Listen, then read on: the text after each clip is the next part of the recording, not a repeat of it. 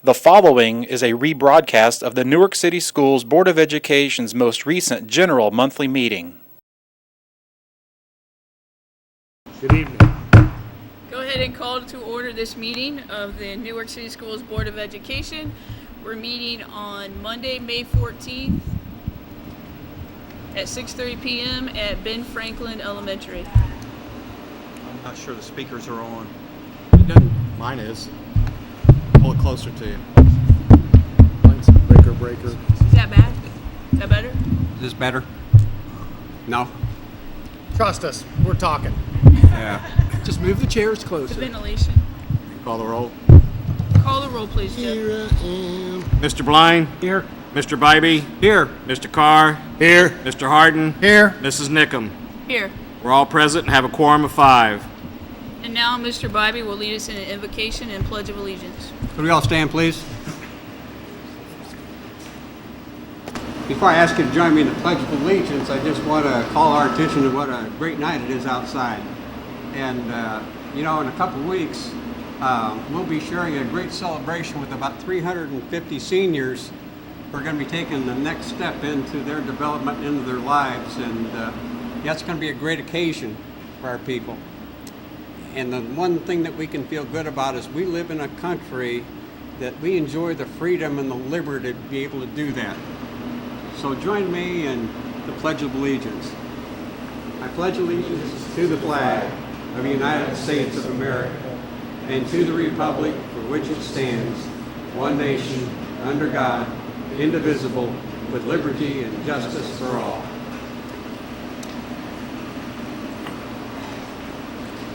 Thank you. And now we have a presentation from AEP. Tonight we have Jeff Van Dyne, and Jeff is representing American Electric Power. He'll present a check to the Newark Board. This presentation is a result of the use of energy savings fixtures and equipment at several of our school sites. The rebate is for Heritage Middle School, and I also believe Dave, I'm going to have Ray Kresk, who is our energy man. He's got a lot of energy in him. He's always smiling and moving good. Ray works very hard with Dave Altapeter to make this happen, so we appreciate we appreciate getting money as a rebate. So Ray, you want to please say who you have and what this is all about, please?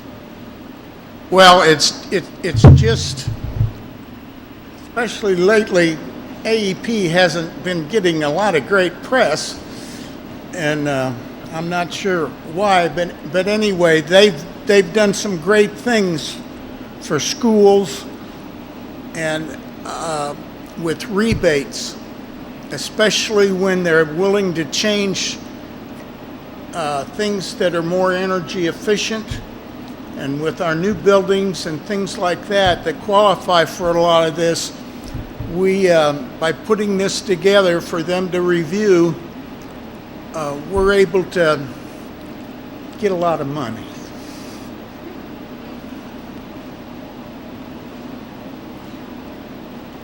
As Ray said, I'm here to make a presentation for the school's efforts. You folks did a lot of work on the remodeling, and it's proven itself. This check represents the efforts of the district to reduce electricity consumption at John Clem and Ben Franklin. And as a result of your efforts, it should reduce your electric bills by almost $20,000 a year. Add to that these rebates, and it helps to make this a very economical decision for the folks here at the district. More will be coming.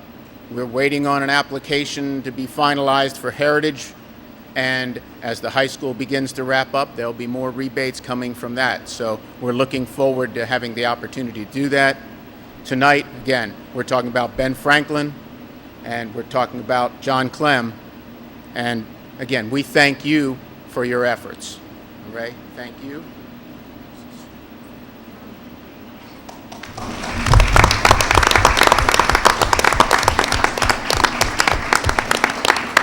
Well, thank you, and Ray, we talk a lot here in Newark right now about leading your department, and I know you're a one-man department, but thanks for your leadership of yourself. And that's a great check. What's the amount? I can't see from here. $34,888.86. I appreciate hearing there'll be more coming. So thank you to your group and Ray. Thanks a lot. That's exciting. I'm happy because I got the real checks. Yes. Thank you, Mr. Crest, and thank you, Mr. Van Dyne. And now we would like to recognize any retirees that are here this evening. We've asked Annette Kasawa to come to the microphone to lead, and she's going to show the others in attendance who may be retiring. Annette is retiring from McGuffey Elementary School, and just a wonderful lady. Good family, and has done just a super job for our kids. So thank you, Annette. Thank you. Well, first of all, it was 33 years ago that Ray Kress decided to take me in and hire me as a science teacher in 1979. Good for me, he says. And I'm excited to start another life, and I'm here today because I told my mom and dad, awesome parents, that I would be on the TV. So Mr. Phil Hauer promised me that pretty soon it'll be on Channel 19. But I'm very honored and proud of Newark City Schools, and I'm all done. Thank you. Proud of you.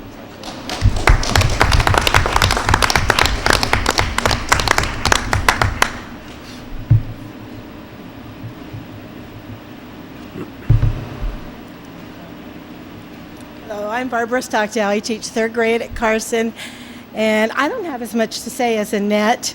I'm just planning on doing a lot of traveling when I retire, and I've been delighted with my 25 years in Newark City Schools and would do it over again, so thank you.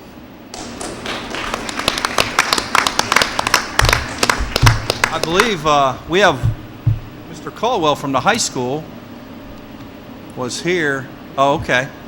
Anyhow, he must have left, but I thought he was here to get recognized. But just a small group of the group that are leaving, and we really appreciate what all of our staff does here, but in particular our group that's saying goodbye to us after so many years. So thank you very much. Congratulations to the retirees, and now we will have an Early Learning Initiative report. Hey, a couple months ago, I'm going to ask Mindy and to come up, and we'll have who's leading off. Jody, you gonna take care? Okay. Earlier, way back last fall, we were sitting around talking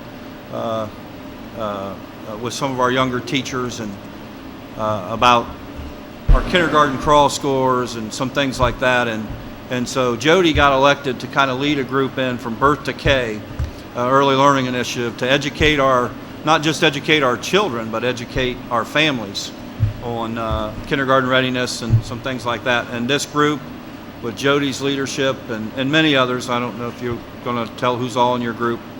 We had fun a couple weeks ago putting books in bags and things like that. So Jody, I want you to know how much we appreciate your leadership with this. So the floor is yours. We have started a committee called the Newark City Schools Early Learning Initiative, and because it's education, we have to put an acronym, ELI. And I want to first acknowledge that I appreciate your vision for creating this committee, and also for Mrs. Vaughn for giving me the opportunity to be the chairperson. One of the articles that had brought this to the forefront was that there was a drop in public preschoolers in Ohio as being the biggest in the nation. The report gives Ohio low marks in every area for its public preschool programs for poor children, funding, access to programs for 3- and 4-year-olds, and standards for high-quality programs. Consecutive years of deep funding cuts are to blame for the enrollment decline. Last year, the annual preschool report from the National Institute for Early Education Research showed that no other state had cut preschool funding more than Ohio. The graph you're seeing right now is our kindergarten crawl scores, and based on the kindergarten readiness assessment for literacy that is given every year as required by the state, within the first 6 weeks of school, we regularly have been between 25% and 28% of our students' scores in the lowest performance band, showing they are entering school with a gap in what they may not know compared to that of their peers. So which started the ELI committee creation. Our first meeting was in November. We've been meeting pretty much monthly since then. Members include Newark City School staff, as well as community partners from Pathways, which is Capable Parents and Child Care Connections. The first thing we did is we wanted to come up with a focus to help drive where we were headed with this committee, and our first was to help parents prepare their children with the skills they need to be successful in kindergarten and beyond, to implement an outreach program in the Newark City Schools community to reach children from birth to kindergarten, and to provide parent support in preparing their children academically, socially, emotionally, to becoming successful students at school. And now I just wanted to show you a little timeline of what we've done so far. In November, we obviously identified our focus. In January, we went out and we visited other outreach programs. In February, we planned for our first book giveaway. And in March, we budgeted and planned for the events to implement the book giveaway. April 2012, we put together our bags of books and planned for future timeline of events.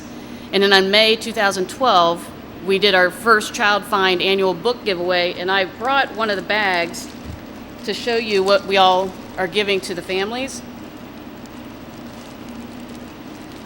And first, they've got books. It's technically 4 books because this book flips over. And then they have a writing journal so they can write down any responses. We also gave a pamphlet out about the importance of reading with your child and what you can do. And then we had some other things to show that Newark City Schools was a part of it, with pencils, and it's a Band-Aid with Newark City Schools on it. So that's what we did. And then the next one is a picture of one of our recipients of the book giveaway. That was at the Child Find, which was held at Wyant. And then our future, in August, we are planning a kindergarten kick-off book giveaway, which will be held at the Works. September 2012, we're going to meet to discuss story time. And story time is how we're going to videotape modeling how to read to your child, how to read with your child. And then in October is going to be the initial planning for a parent meeting. November through April, we're going to hold various parent meetings. It just depends on what we come up with and the funding and where we go from there on how many we're going to hold. And then in May 2013, we're planning the second annual book giveaway for Child Find and also a transition to kindergarten program.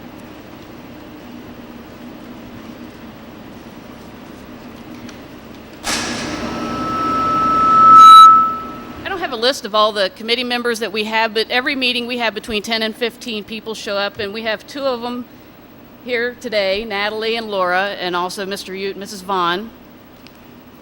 I don't see anybody else. But without their support, we would not have gotten this far. You know, putting those books together in the bags and reaching out to the community. Does anyone have any questions? Do you have any questions? How many book packages approximately did you give out? For the Child Find, there were given out, was it 75? About 75. We packed over 200 of them. The rest are going to go for the Works when we do that in August. And then whatever's left over, we'll find a good home for them.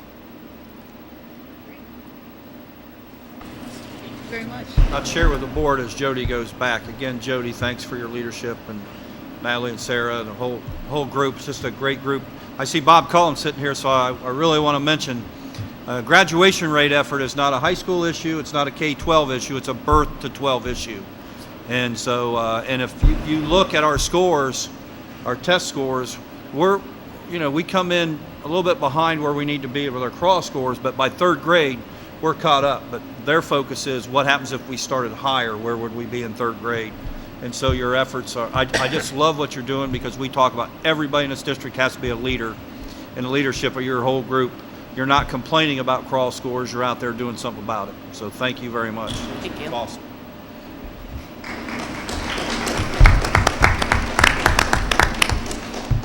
Now we'll have a technology presentation. Okay, it's presentation night here, but we have 3 wonderful high school staff members here who are going to demonstrate to the board a little bit about integrating technology in the classroom, and it kind of fits our Apple initiative that we're doing. And I would share with you, we're challenging our elementary staff right now and our middle school staff to step up to the plate and think about technology. And we ask our high school teachers, rate yourself on a scale of 1 to 10 and where you're at. And I'll rate myself, and I won't share that publicly, embarrass myself. But in any event, these are a couple 10s, 3 10s standing up here on where they're at, easily 10s. But we ask our people, if you're a 2, try to become a 3 or a 4. If you're a 5, become a 5 or a 6 or a 7. And if you're a 10, help others reach that limit. And so I'll just have you guys introduce yourself and turn the program over. Marcy or Alex? Who's going first? Marcy? Okay, thanks, Marcy. I'm Marcy Waymer, and I'm from Newark High School. And I'm social studies. Alex Kobach is science. Chris Heron is math. Mr. Fullen asked us in April to present to the staff on using technology. And the one thing that I thought would be very beneficial to the teachers would be the QR reader. On your iPad, you should have a QR reader app, and if you would turn that on. If you slide to the last screen, it should be in. Oh, I don't know if I see it on this. Try sliding back. It's in the top left of yours. And on the bottom row, the last one. Is mine rebooting or did it die? Did it not turn on? It was turned on. Oh, It try just pushing said- this button. Just There. okay, And so then you would slide there. Then it's right there. The QR yep. reader. We were sent to the eTech conference in February, and this was an idea that we gathered from there that we thought would help the teachers and everything. With the QR reader, it's a quick reader, and Chris is going to show a video on how it can be used in education, and then we're going to do some activities.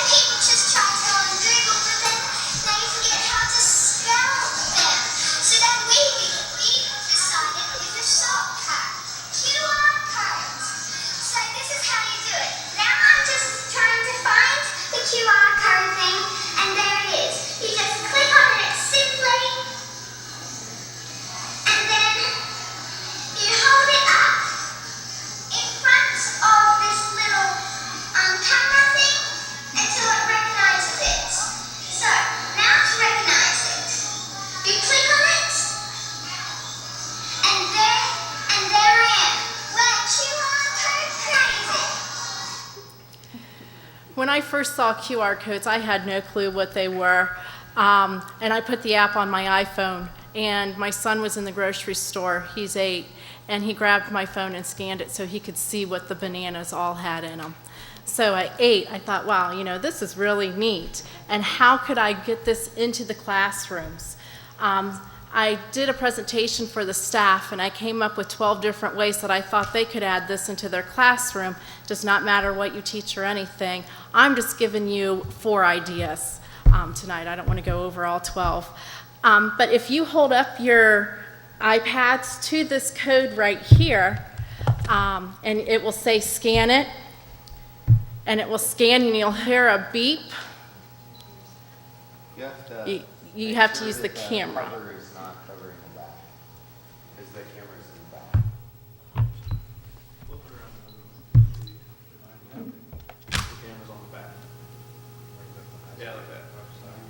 And it should take you to the Newark High School website. We thought many teachers could do this for their web pages. Alex is going to show you one here in a second in which he did for his web page. You know, if you have a website that you are using in your classroom a lot, be right before the OGT test. I teach 10th grade. I created a QR code for the OGT prep site, and many of my students took those, so they had the QR code so they could go directly home on their iPad get to the website and practice questions and things like that. Another way I thought that you could use QR codes is for your homework sheets. I did a 1968 election map with my students in which they had to make sure they had the map color-coded correctly before they did the math of how many electoral votes each candidate received. So giving them the QR code right on their homework sheet, they could check that and make sure they were correct before they went any further. I've seen it in math classes where a student might have listened to the lecture but did not comprehend what was going on. You can put a QR code right on the worksheet that they're doing for homework that is linked to a video. So when they get home, hey, I don't remember how to do this, they can scan that QR code, take them directly to that video, and walk them step by step on how to do that math problem. A second way I thought you could use QR codes for projects they created. We're trying to get kids to do technology. Why have them send it to you an email? Why not have them create a QR code, give you the QR code, there's the project right for you, you can scan it and look over it.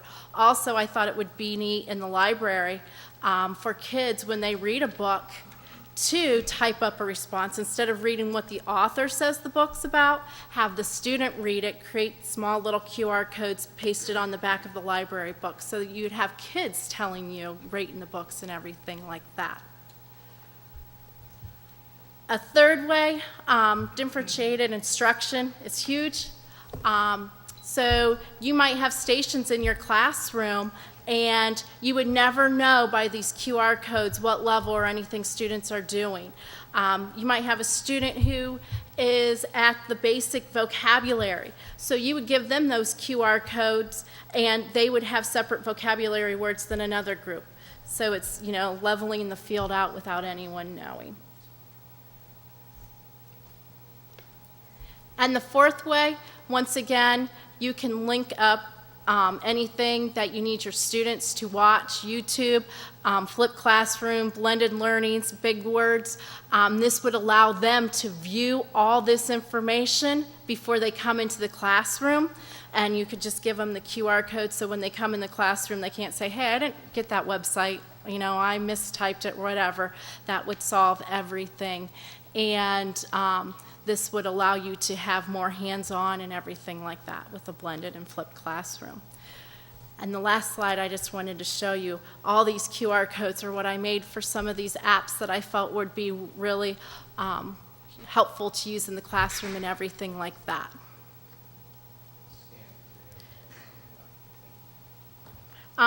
If you went back to slides, the one that Chris had before, this one right here, I created these QR codes for the presentation for the staff, and you can scan it. It's blocked though. It's still blocked. It's Jing, which we're trying to get unblocked because that's where the kids can do stuff in Word, type it, and they could, turn it into a screenshot and everything like that. So this was my backup plan, just in case Jing was blocked. This is what it's actually saying in my Word. Any questions on QR codes? And on any of our future slides, if they have that QR code, you're free to just scan it again, and when we show some of these other sites, they'll have a QR code and it'll take you to the site if you want to investigate that. That's all up to you. All right,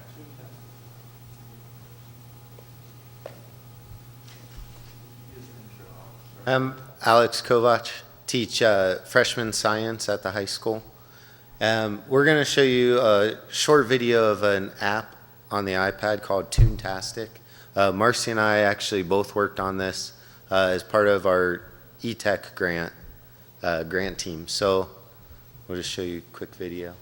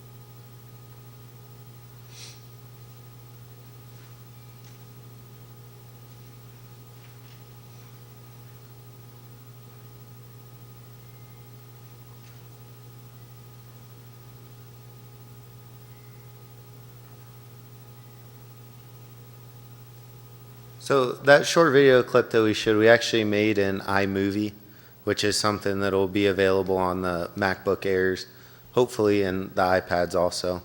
It was very easy for us. iMovie, you just kind of throw clips together and it does all the fancy stuff for you. The app itself is kind of a puppet cartoon app. You get all your puppets or your characters set up on the screen and you press record, and then kids can do whatever they want to be creative to kind of show what they know.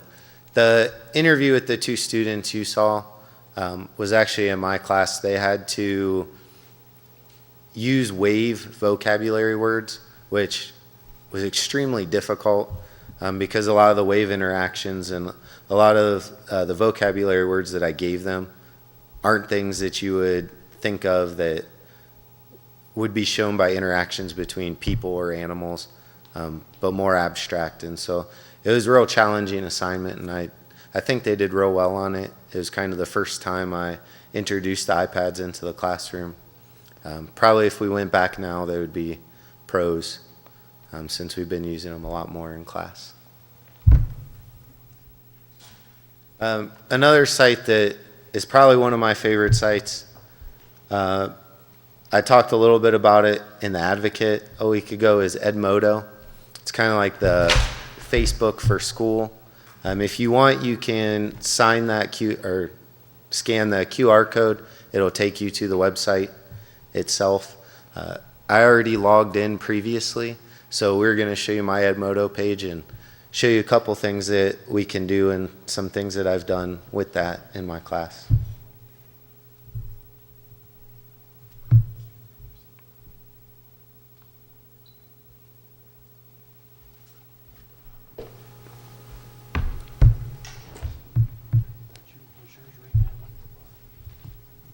All right, so here's my Edmodo page.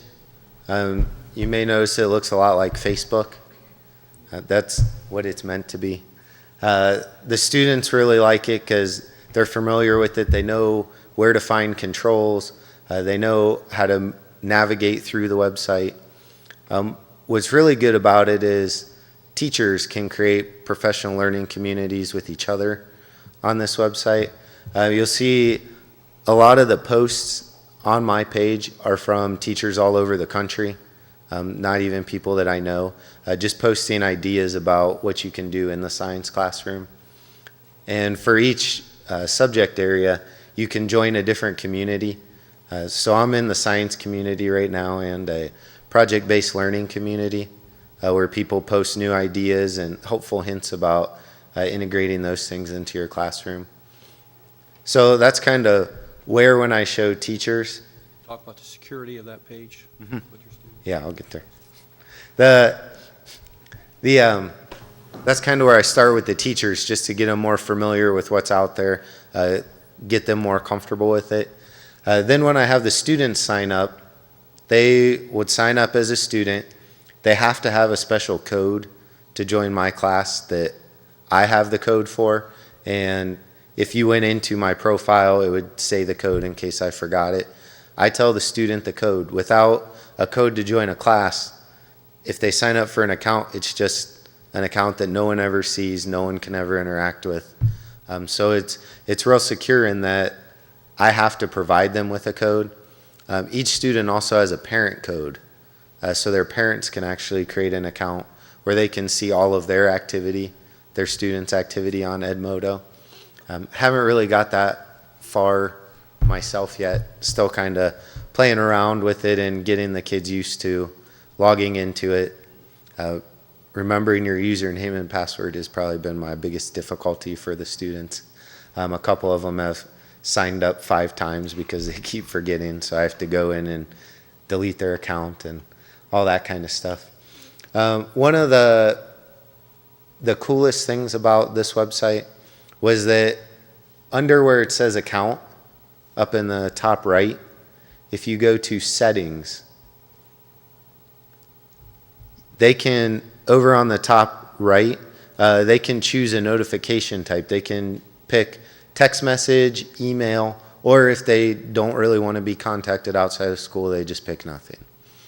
But what that allows it to do is Edmodo will send them a text message. If I post an alert, say, hey, there's a reminder, we have a quiz tomorrow, or don't forget to bring running shoes, we're doing a physical activity lab outside, something like that, I can send them, they can sign up. They'll type their phone number in, but I will never see their phone number. No other students will ever see their phone number. So it's in there, but nobody can see it. Only they can change it. Or they could sign up for emails. I actually have that set up on my phone. So if a student puts a post or asks a question, it'll email me right away. Then I can get on the Edmodo app for my phone and respond to them pretty quickly. If you could go back to the home.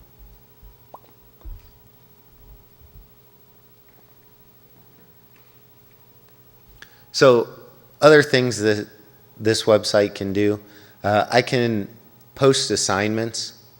If you could click the assignment tab on in the top right there, right above where you are. I can create an assignment, and I can even upload a blank question page or worksheet or lab form, and the students would download it, fill it out, re-upload it, and submit it to the website. And that's where you can see over on the right, it says I have 14 turned in assignments. If you could click there. So this will say kind of who's turned in what their assignments are. When I click on that person's assignment, can you click on just the top one where it says turned in atomic theory? So on this page, you'll see where it says the plum pudding model. Below it, it says annotate. If I wanted to, I could click that and their Word document would come up, and I can kind of pick wherever on the page I want to make annotations. And then when the student gets back on, they can see everything that I've done to kind of edit or mark up their paper and give some feedback there. So they can turn in assignments. If you could go back to the home page. The students can also take quizzes or just general polls on this website that I just kind of create, and then when they log in, they would go to the assignment and just fill it out as you would any other form.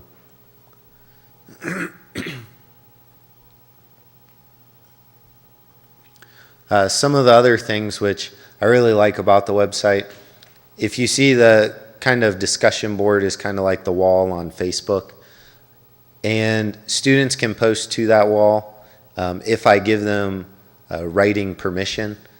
If for some reason a student is putting inappropriate things, I can make their account a read-only account to where they can read what everyone posts, but they can't write something.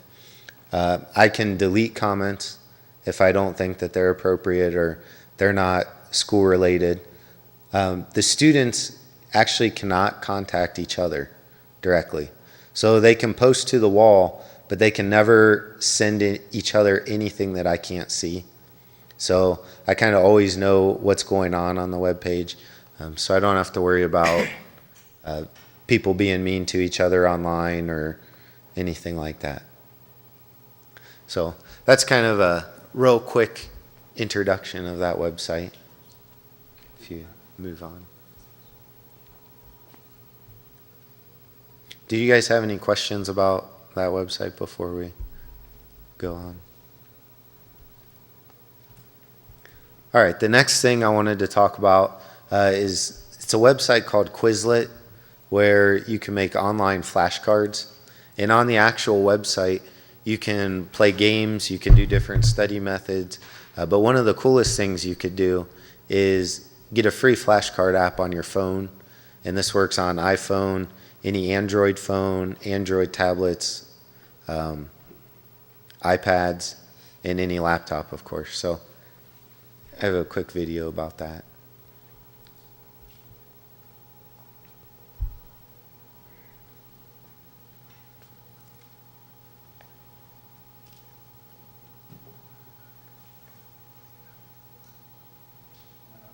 You can just mute it all. So I went into this app called Flashcardlet, and right now I'm just going through the process of downloading a set of flashcards that I made earlier on the website. I would just go into Find Flashcards, type in a search, and once I hit search, the deck that I created earlier comes up, and I can add it to my library. And then I just have to wait for it to download. Once it's downloaded, I don't need to be on the internet. I don't need to be on Wi-Fi or a cell phone network. The cards are saved on my phone, and I can use them whenever I want. A lot of kids in my classes have iPod touches, and so they really like being able to keep all the vocab words. It also allows me to free up class time where I don't have to say, all right, if we need to do these vocab words, I need you guys to go look in the book or the dictionary and write the definitions down. So instead I can do a lot more interactive things. There's a couple games that I play that the students really like. I play a game that's similar to Catchphrase. And so this just shows when I tap a flashcard, I have a picture and a definition on the back. I can just flick it, go on to the next one. Same thing, if I tap the card, definition will pop up, and I can go back and forth. And even on these free apps, you can do different methods of studying. So I think it's a real nice way to go over vocabulary. And this is one that's popular amongst other schools, so if you just search like service area and volume, you're going to see tons of sets of flashcards from schools all around the country of other teachers and students who've already made them. And so even if you don't make sets, students can go on there and find sets of their own that other teachers made, or they can create their own too. The next website I wanted to talk about was EduCreations. So far, Edmodo and Quizlet, I've kind of talked about me creating things online. With EduCreations, it started off with, again, me making things for the students to kind of help them out.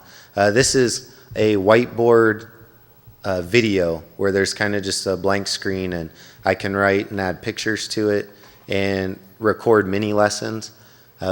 So once I felt comfortable with it, I actually went a little farther where it says "Welcome, Alex" on the top right.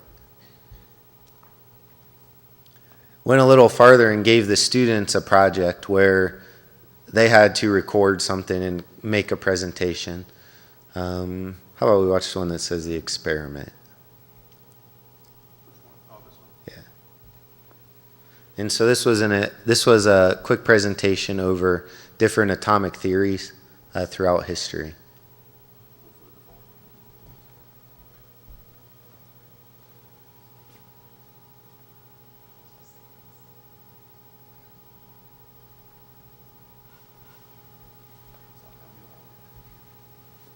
No. Okay. It's pretty quiet right now. But it kind of goes through, they had certain criteria that they had to meet in their video. And again, this was the first time most of these kids had ever seen this app. And I gave them another challenging project on its own, figuring out these different atomic theories. It was pretty difficult for them because it's not really something that you have concrete image of, but it's, again, more abstract.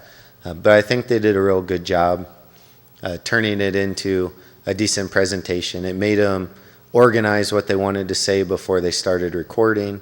They had to pre-plan all their pictures. So it got them thinking ahead of just, all right, well, if we did it in front of the classroom, maybe we'll just wing it, or, oh, we'll be fine. This kind of forced them to plan it out. I've used this in my math class before to have students teach a problem, and they record themselves teaching it, and then I had groups swap problems. And so one group would get another group's problem, and they'd have to watch it and see if they did it correctly. If they didn't, they'd go tell the group, hey, you got this step wrong. And so it was nice because they take a lot of ownership in the fact that they're creating their own lessons, and it gives them a lot more pride over the actual work.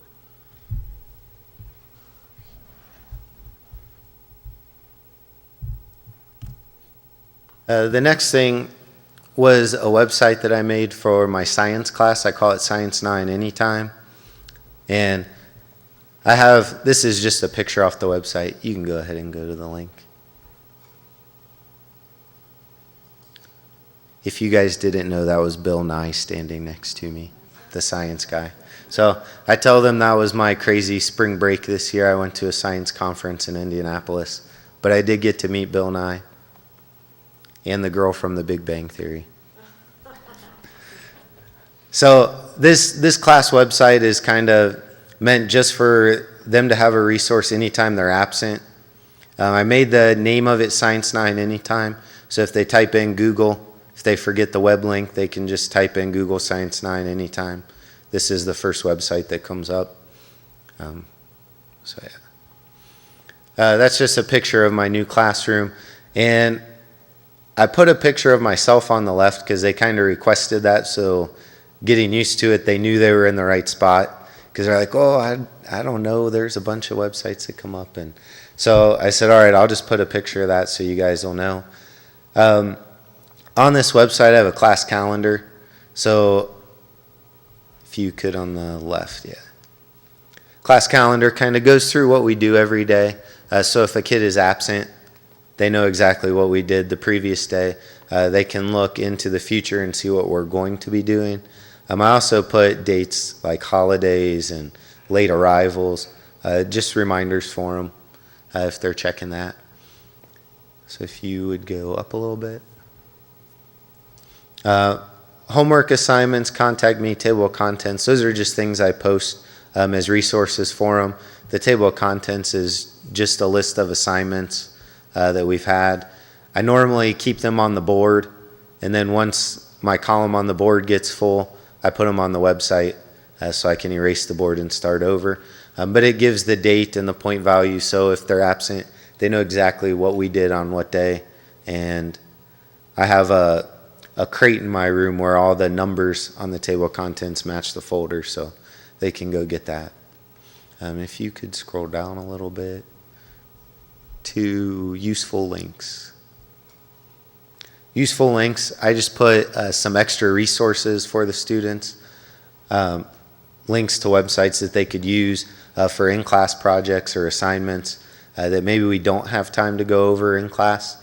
This is just kind of there if they need it for extra help. Classroom photos, I had a couple tricky procedures that I kind of went through once, and if they weren't paying attention real well, they wouldn't be able to get it. And so if you scroll down, yeah, there's this design of how to make one of their books for one of their projects. And so I went through step by step and took pictures of each step so they could kind of follow along that. So I found out that was great. It freed me up. Instead of walking around telling them where to fold the paper and the cardboard, I was actually able to help them with science. So that was good. Under the forms and docs title, I put all of our assignments up here so they can download these at home. I've told a lot of the parents about this website. They can download assignments if their son or daughter says, oh, I forgot to bring my book bag home, which happens almost every day for the freshman grade level. They can go on there, they can view things, they can download them. Also, other teachers, so the other Science 9 teachers at the school, sometimes they're like, hey, what are you doing this week? And I said, oh, it's on the website. So they know what I'm doing in class.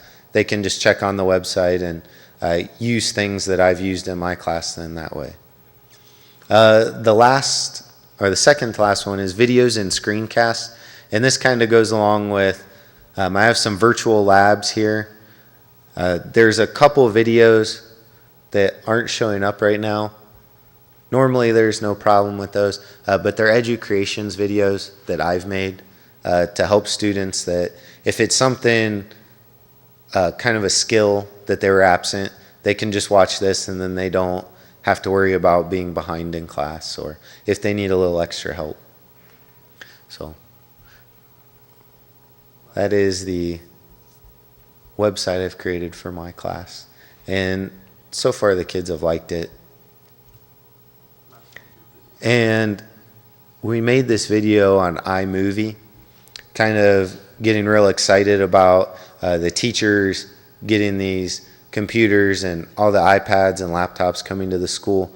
But we wanted to remind them when we passed them out, kind of with this movie trailer, that this is all about the students, and what our main goal here is to get them a better chance, give them a better chance of succeeding in the future. So.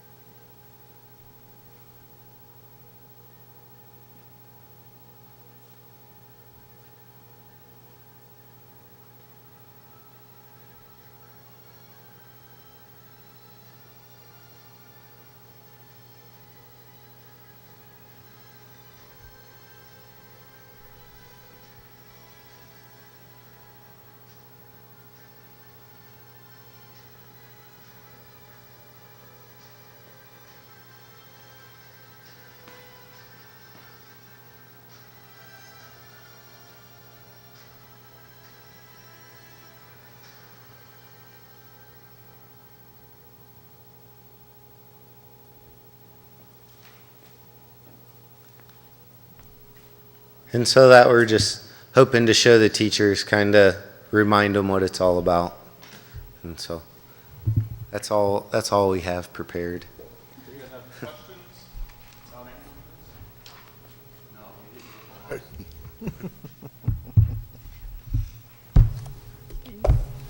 Very good. Very good. Thank you.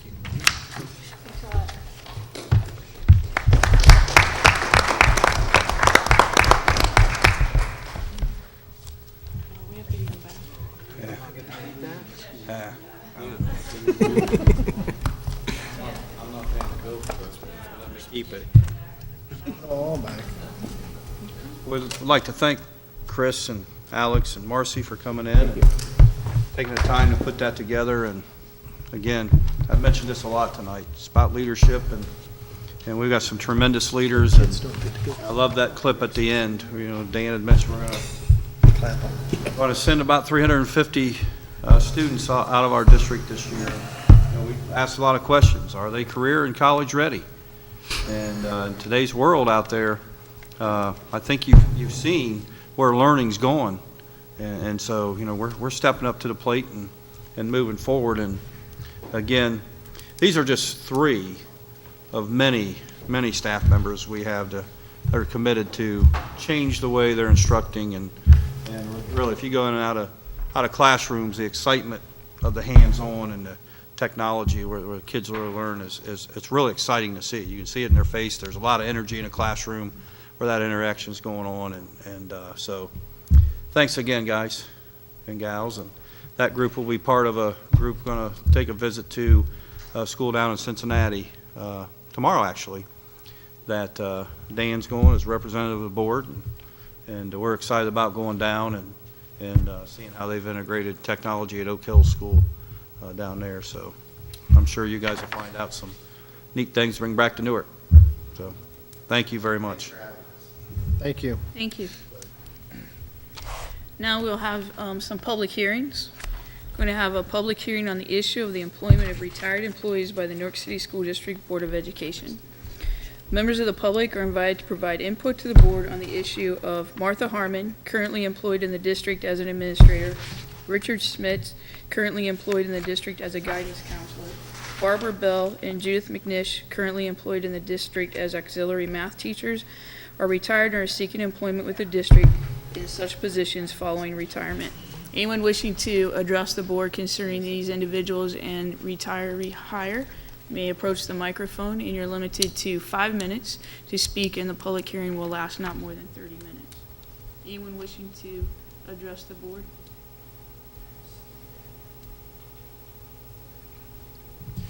No? Then we'll move on to the public hearing. We're going to have a construction update. No, I'm sorry, but thank you.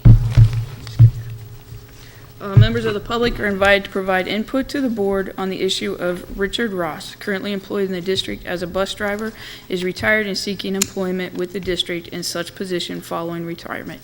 Again, anyone wishing to address the board concerning Richard Ross can approach the microphone and may speak for up to 5 minutes, and the public comment period will be limited to 30 minutes. Anyone wishing to address the board?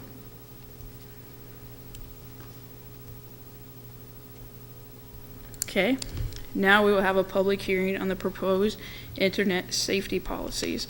Members of the public are invited to provide input to the board on the proposed internet safety policies that were announced at our April meeting. This is actually the second public hearing. Anyone wishing to address the board can approach the microphone, speak for up to 5 minutes, but public comment will be limited to 30 minutes.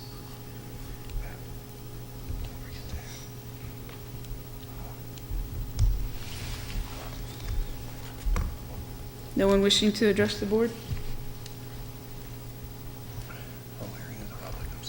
That's okay. And now we'll have our normally scheduled communication from the floor. Anyone wishing to address the board on any topic may approach the podium, give your name, address, and speak for up to 5 minutes. Is there anyone that wishes to address the board on any issues this evening?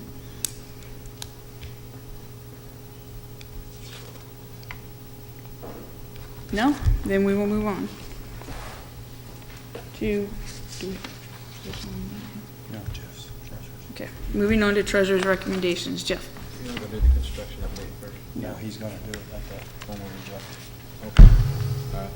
Poor guy.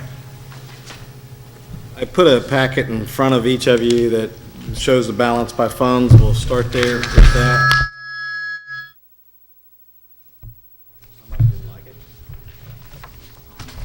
Item 2A is approval of board meeting minutes. It is recommended the minutes of the following board meetings be approved as shown in the appendix for April 9th, April 19th, and April 24th.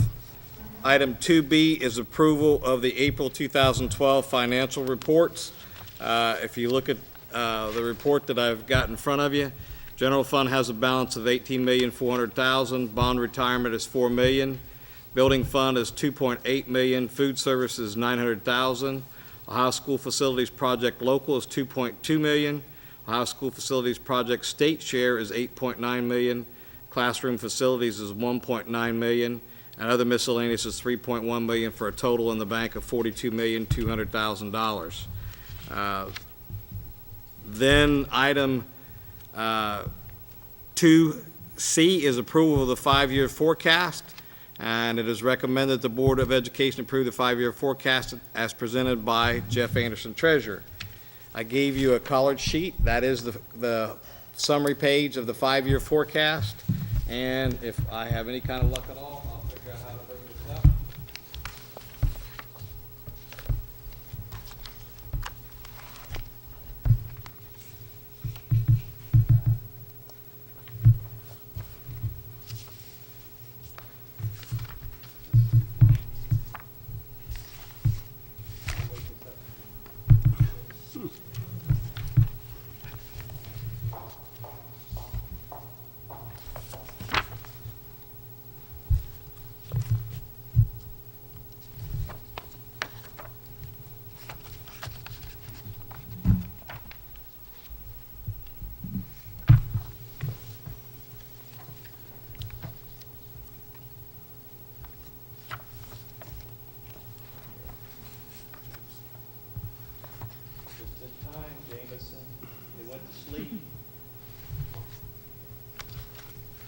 You also have a hard copy of the slides that I'll present on the 5-year forecast. That's that.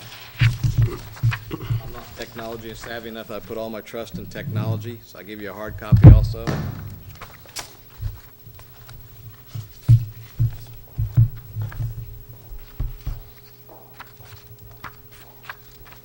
we go. Get the slides up there, or you can look at the hard copy, either one. 5-year forecast on 5/14/2012.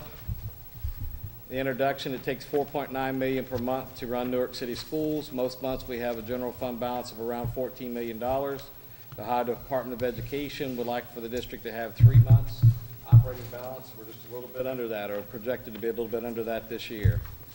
On the revenue forecast, line 1.01, general property tax, it assumes that the emergency property tax levy that was passed in May of 2009 will be renewed in sometime after November of 2013.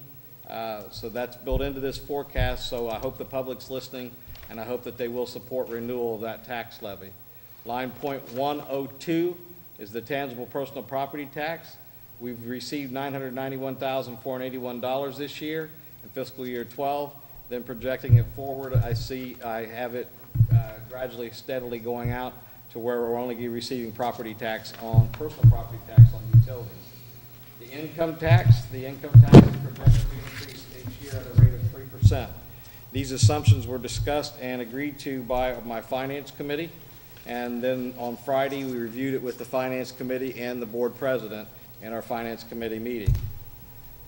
Revenue forecast on unrestricted grants and aid, fiscal year 2012 and 2013 comes from Governor Kasich's budget.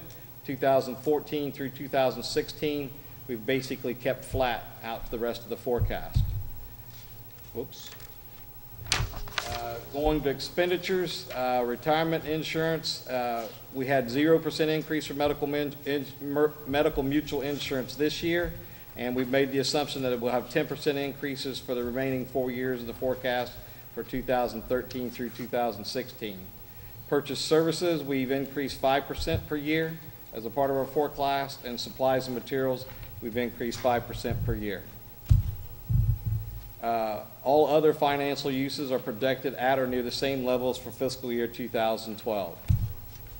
Issues, uncertainty of the state budget allocations, uncertainty of the federal programs, renewal of local property tax before 2014, recovery of the local economy to at least support the projected 3% increase in income tax, other market swings impacting utilities, materials, supplies, and fuel costs.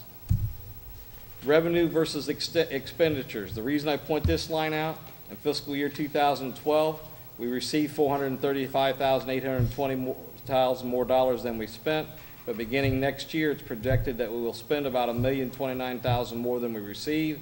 In 2014, it grows to $3,213,000, and 2015 is $5,208,000, and in 2016, we're actually spending $7,411,000 more than we receive.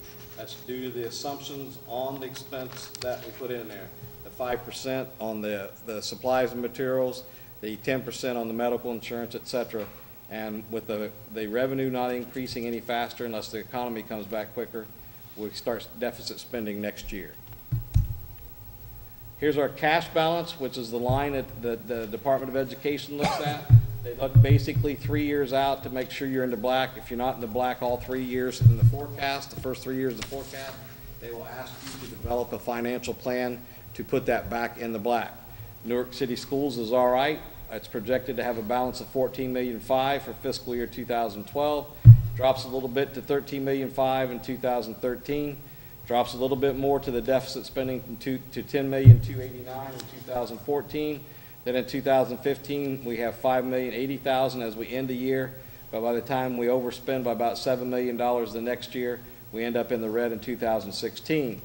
The positive side about this number, if you go back to the October forecast, we were about $5.5 million in the red on 2016. So we've controlled our costs in this fiscal year in 2012. Our revenue picked up a little bit on the income tax. We had a little bit of increase on our property tax. When you combined all that together, we actually ended up this year better than we did in the October forecast, and that carries through to the 2016. So if we can continue to control our expenses, Mr. Youth and the team has done a good job of that, maybe we can erase that red ink altogether out in 2016. A lot of things have to align. The other point that I want to make on this forecast is that there is no money in this forecast concerning the casino operations.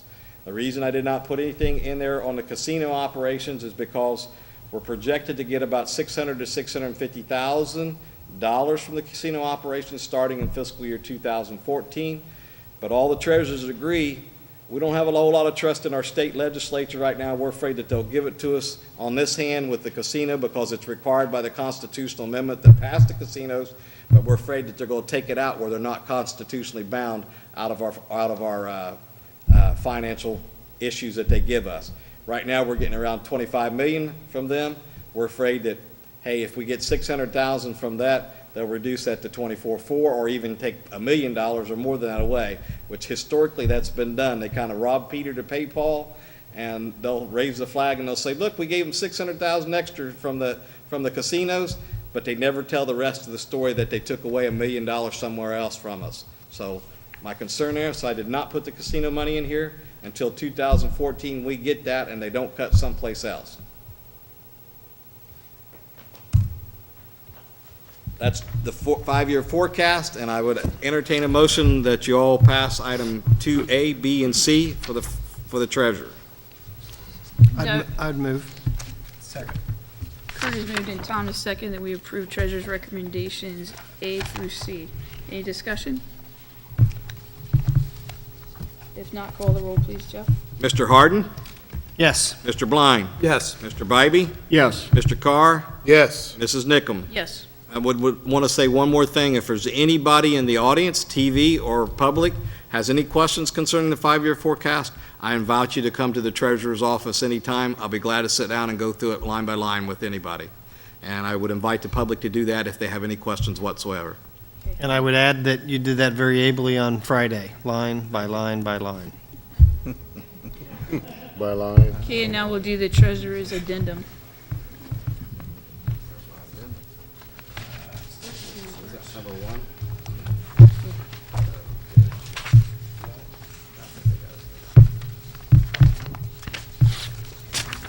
I thought it did.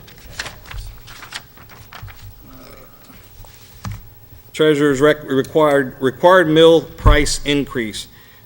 We have to meet a certain average price in our mill prices over our whole district in order to get federal reimbursement for that.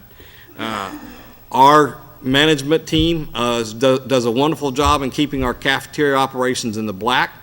Since I've been here and many years prior to that, we've never had to take general fund money and supplement that cafeteria workers and their functions.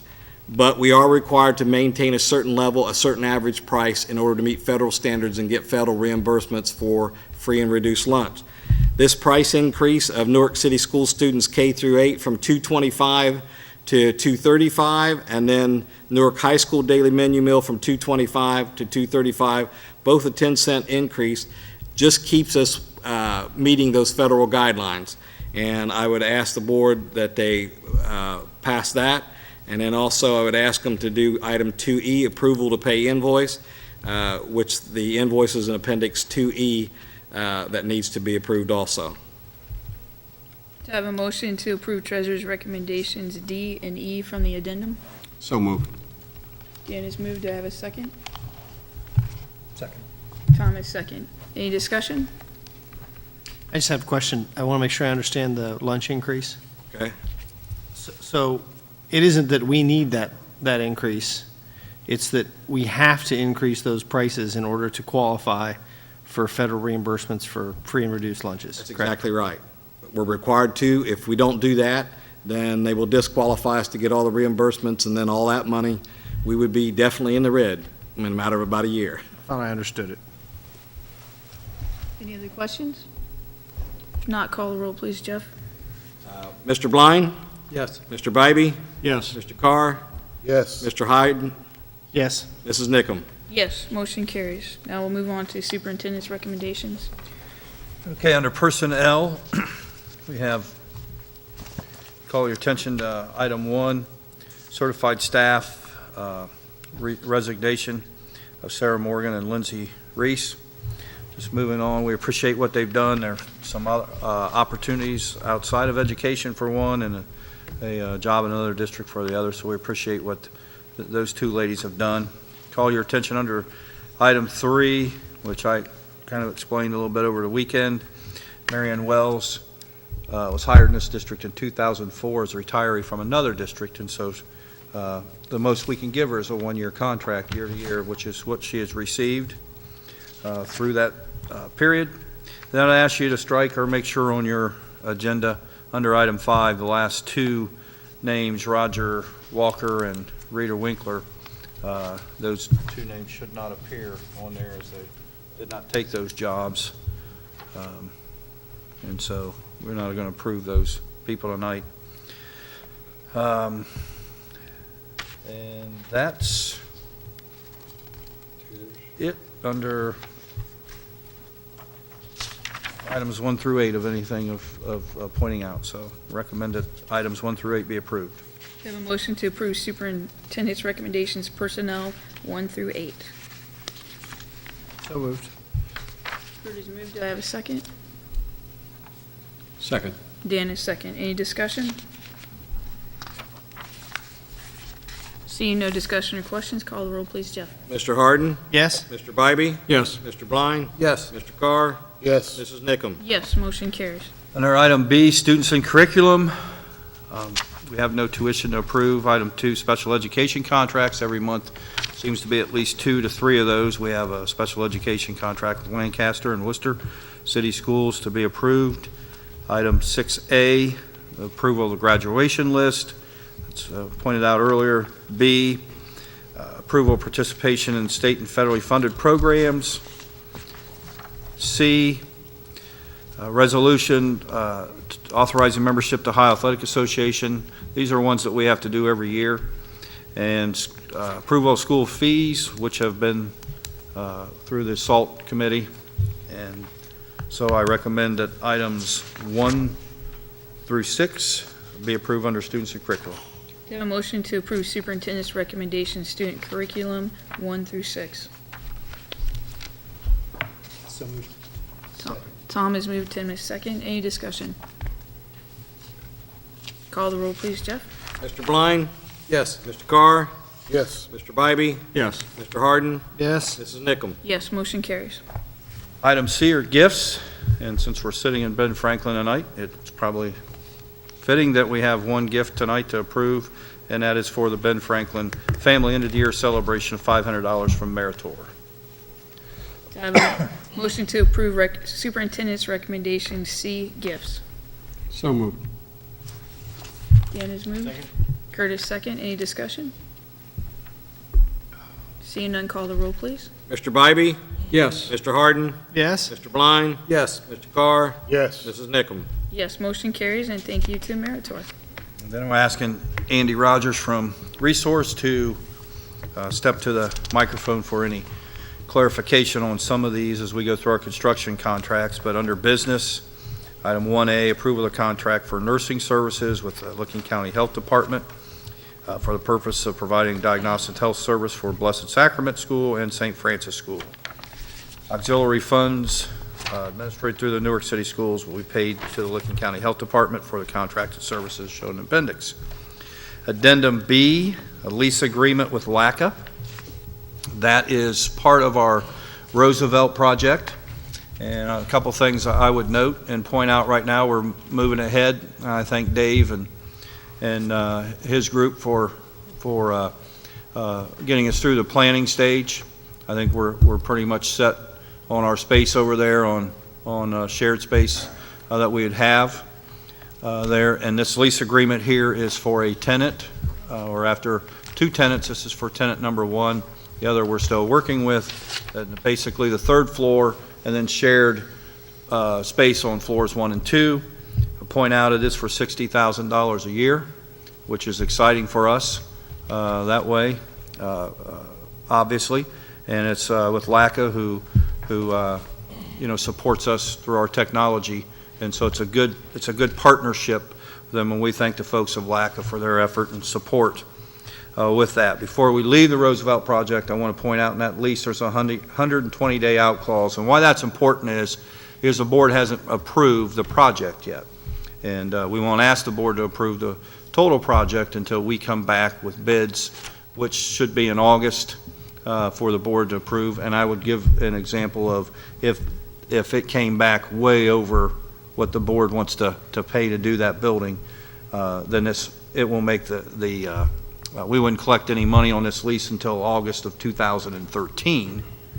So we would still have an out clause in this lease. It doesn't bind the board financially to anything. So there's plenty of time to let that person or persons know the board is moving forward with a project or they're not. So I wanted to point out that timeline in there. Acceptance of the bids for asbestos hazard abatement and related work at Newark High School and Building H in the tunnels.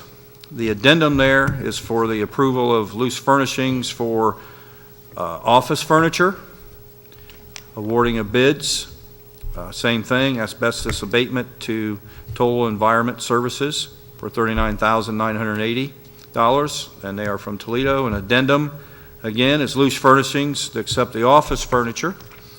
And I believe that's Continental, without looking back through. Is that right, Andy? Yep, Continental. And then a resolution of urgent necessity at John Clem Elementary for playground equipment in there. And then the addendums, why I brought Andy up here, is a bid rejection for classroom furniture up at the high school. And Andy, would you like to share some comments, please? Yeah, about a week and a half ago, we opened bids for 3 separate packages for the high school. This will be the Phase 2 project, which is the ENF buildings, A, B, and A and K. 3 packages, one being the classroom furniture, one being the office furniture, one being a miscellaneous package, which was a bunch of folding chairs, a wrestling mat, those kind of things. The no combo bids allowed, so they're each bid separately to different contractors. Miscellaneous furniture, we only received 1 bid, so we had to go back out to rebid, which those documents are back out on the street right now. We talked to a few different bidders, gained some more interest in the project. We feel good about opening those next week and being able to move forward as soon as we can on that. The office furniture, as Doug said, we can move forward with our recommendation for Continental with that. The classroom package, I guess more or less it's more of a feel you get with the low bidders we had on this job. We go through a bidder review process with Leggett and Kingscott, determine who's the most responsible and responsive low bidder.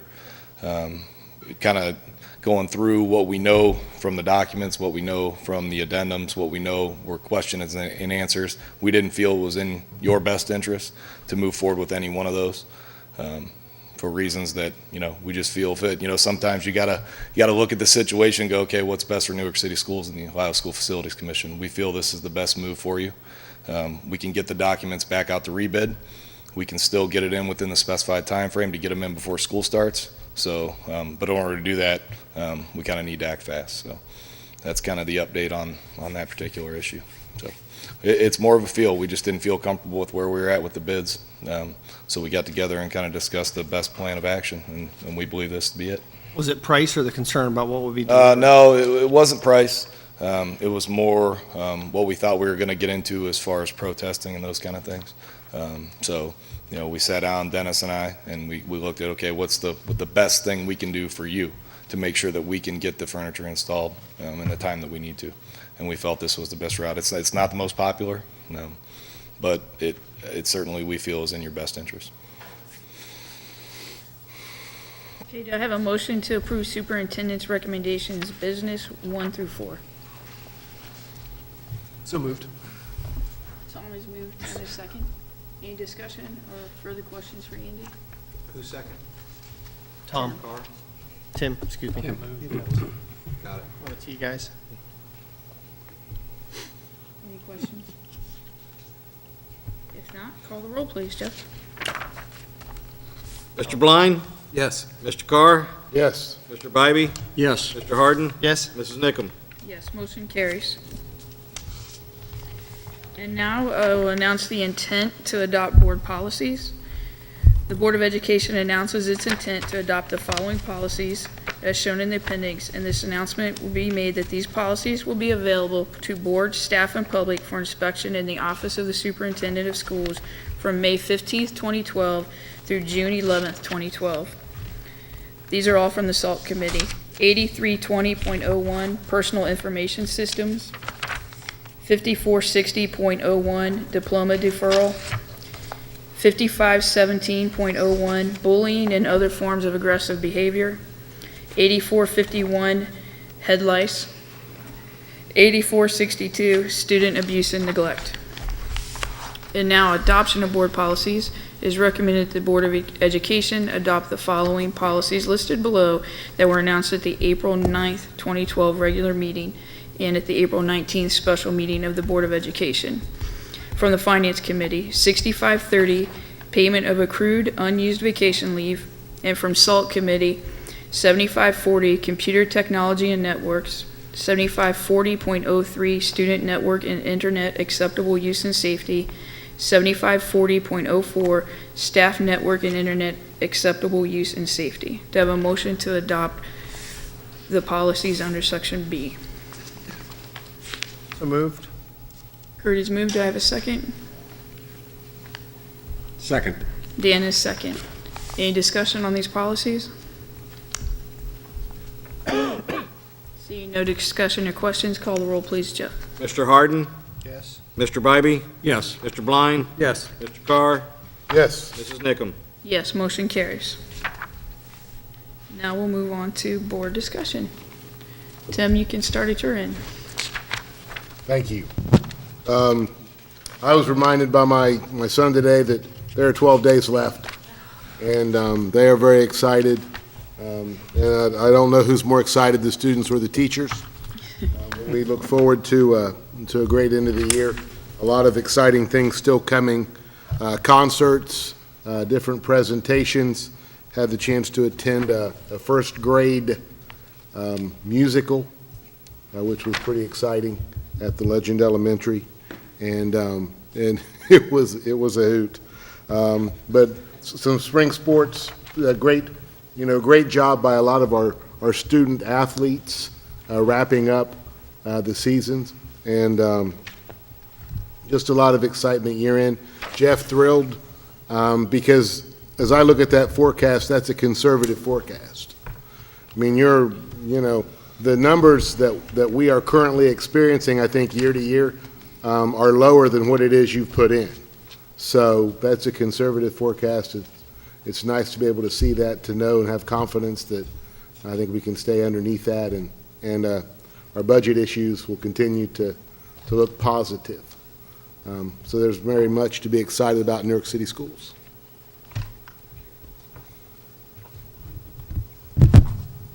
I pass. I want to thank the teachers that were here tonight. The technology is just unreal, sort of intimidating to some of us who are a little more advanced in age than we are technological ability, but it's just neat to see what's going on. I want to reiterate what Tim said about the budget.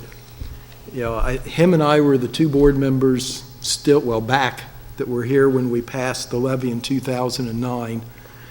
And at that time, we were saying we thought we could make it last 3, maybe 4 years if things go well.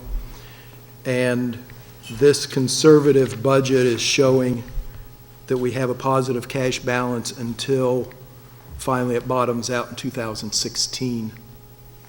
And I hope the citizens of Newark understand what that means in the way of the fiscal monitoring, just the conservative approach to using your money that this district has taken the last few years.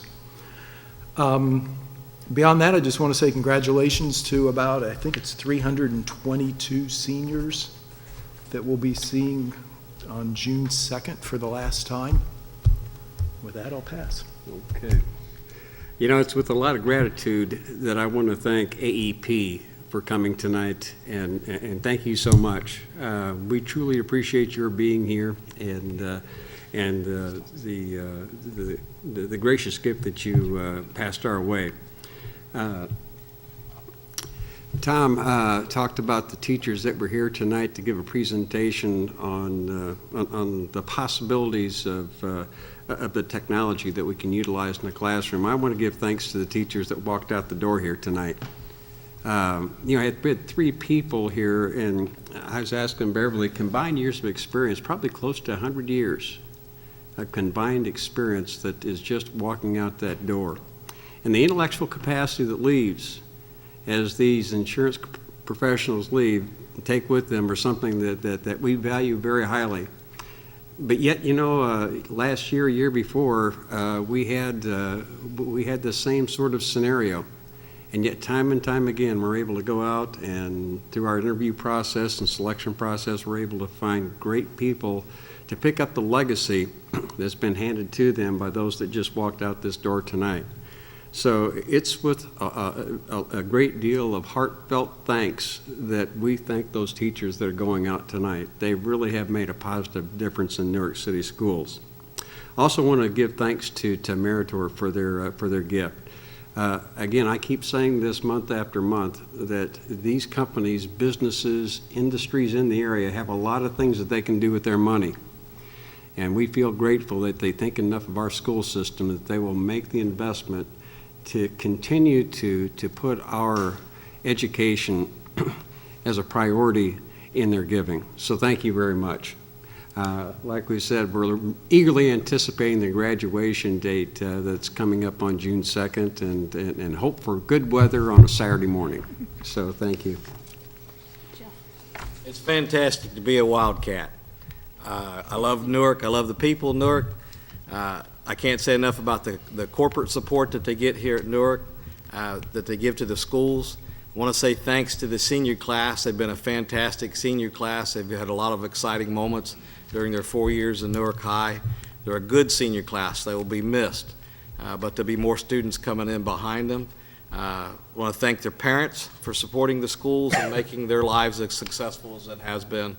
And I can't say enough. I put together budgets, and it seems like every year I get 2 or 3 surprises where money comes in from somebody in Newark, where they step up, whether it be to support the uniforms or whether it be to support a band or support a football team.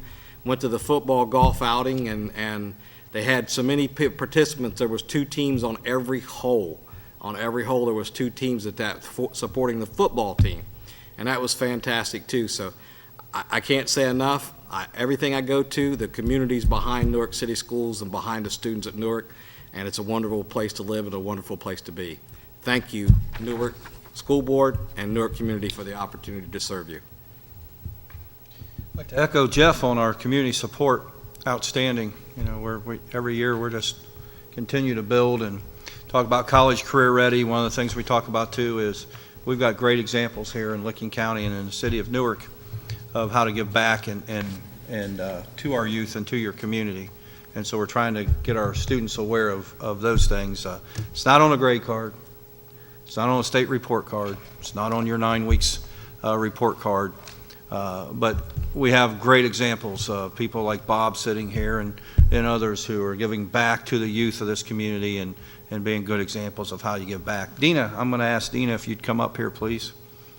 Get some FaceTime on camera. As we're up here at Ben Franklin Elementary School, Dina is in her 2nd year already coming through. And I would share, we're talking about leaders, good leaders.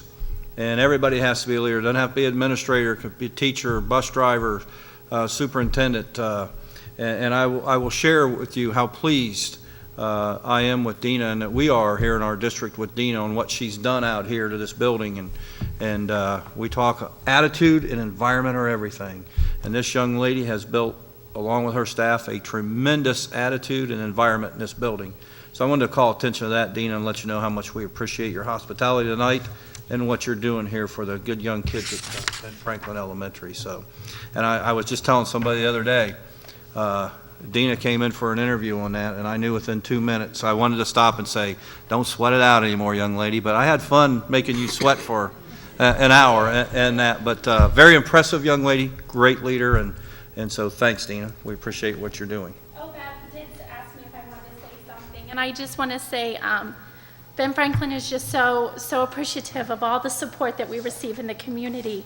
Meritor just, gave us another ongoing gift. They do that for us over and over again, and we were just re-awarded a grant with Boeing to continue to provide COSI experiences for our students here on site. And I'd also like to thank the parents and the community for just being kind and patient with each other as we maneuver the 2nd Street Bridge detour. It's caused a few little road bumps for us, but I think everybody's adjusting to the new routes, and that's always appreciated at the end of a long day. Thank you. Thanks, Dina. I wanted to mention too is Jeff. We appreciate our treasurer in our district. He's very, my staff works very close with Jeff and Jeff's staff. Behind the thing you saw up on the screen today, his presentation and the numbers you see up there are really an effort of about 700 and some odd folks here in the district of planning, and I can assure the community, the board, that we don't spend a penny unless we shine it and weigh our options and those type of things. Anytime anybody leaves this district for a reason or another, we always ask, how can we do it differently? The Newark way, which isn't always the expensive way. And so, Jeff, we appreciate your understanding of educating us on your financial matters as we provide the best staff we can within our budget. And I like what Tom said, because I think it's an important thing to know in our community, is that in 2009, to 3 to 4 years, that money should last. And in a lot of districts, 3 years was about what new money lasts in the state of Ohio right now. And so you saw in the forecast behind you, we're being good shepherds with the finances here in the district. So we appreciate that. Some of you have already alluded to it. I love the month of May, and can't get to everything. All the events that are going on. I think I've missed one in the last couple weeks, and Tim, it's the one you mentioned, and I did hear Out Legend was awesome.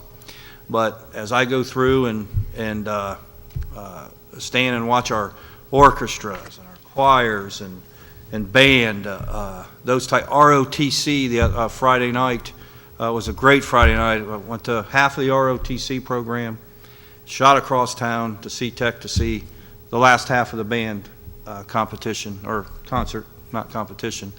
But as I go through, wow, we've got some talented kids. And if you get a chance, sneak up in the hub. There's a great art show in the hub there right now, and it's just it's not about, when you're talking about talent, it's not about extracurricular talent. It's not all about athletics. And we've got some fine arts folks that are just doing a tremendous job. It's great. I'm told by the students, you got to come watch the choir Friday night at the Midland. And so, again, we can't get to everything. I know the board members are stretched that way. Our directors are. But we're really, really excited about the level of talent in this district outside of the classroom. It's fun to watch. And we're in May, so I would share with you, because I think back to August seemed like a long time ago, and somebody asked me, you getting ready for the end of the year? And as a superintendent, you say, no, I did that in February. As you saw some of the presentations tonight, my mind's on August and keep rolling. But I like to step back every now and then and smell the roses of what a great year that the Newark City Schools has had. We're just proud of our students and our staff and our community, and if we could have a year like this every year, we'd all have black hair and smiles on our face and board members for 20 years. So in any event, I will leave you with this, because August will be coming. We told you a few months ago there'll be a different report card system from ODE. That's been backed off. A lot of talks going on right now. It may continue under the old. We never know. Well, whatever pops up, whether it be excellent, whether it be an A, whether it be C, whether it be effective, I can assure you that, by golly, the effort's been there by our staff and our students. And dare I say this, Maura's going to tackle me here in a minute. We started putting together some preliminary results of the OGT that started coming back, and we're pretty happy. So thanks for all the support that we receive from the community. Yeah, I'm going to interrupt for 1 second. It struck me, fabulous young lady named Emily Albee will be our valedictorian. I watched her grow up in the neighborhood, 9 years. I've known her as long as we're kicking out or producing students like Emily Albee. We're doing a great job in Newark City Schools. Excited for her. and you watch them grow up, and then you see them do something that neat. Just wanted this. It's a great family she comes from, and good kid. And hopefully that's on instead of the jet engines that are going overhead. So. Well, Doug left little to say, but I will say thank you to everyone that presented tonight. Thank you to the students and staff for another great year. Congratulations to our graduates, but also congratulations to our 5th grade graduates entering middle school and our 8th grade graduates entering the high school next year. Congratulations to all of you. And now we will adjourn to executive session. If I could have a motion to adjourn to executive session to discuss the appointment, employment, dismissal, discipline, promotion, demotion, or compensation of an employee, and we will not be conducting business when we return. So moved. Dan has moved, Tim is second. Call, any discussion? Call the roll. Mr. Blind? Yes. Mr. Bybee? Yes. Mr. Carr? Yes. Mr. Harden? Yes. Mrs. Nickum? Yes. We're out at Thank you for coming. 8:03.